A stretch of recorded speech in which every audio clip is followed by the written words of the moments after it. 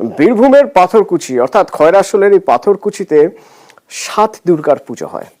500 বছরের পুরনো 500 বছরের পুরনো এই পুজোয় 7টি মন্দিরে দেবীর মাটির প্রতিমা। কবিরাজ বাড়িতে এখন চরম ব্যস্ততা। একই পরিবারের 7 দুর্গার পুজো।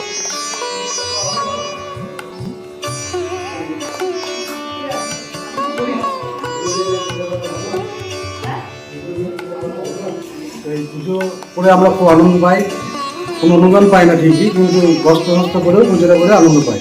এবং বহু দূর দূরান্ত থেকে লোকজন আসে, আমাদের বাড়ির আত্মীয়রা বা বাড়ির যারা বাইরে কাজ করে তারাও সব পুজোর সময় গ্রামে ঘরে আসে।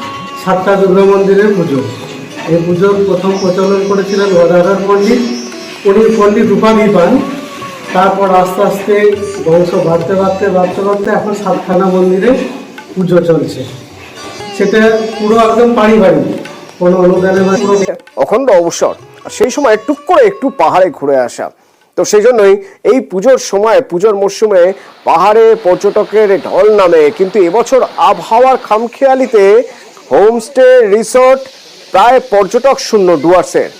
পর্যটন ব্যবসায়ীরা টেনশনে রয়েছেন, এই অবস্থা চললে পুজোর বাজার পুরোপুরি মার খাবে।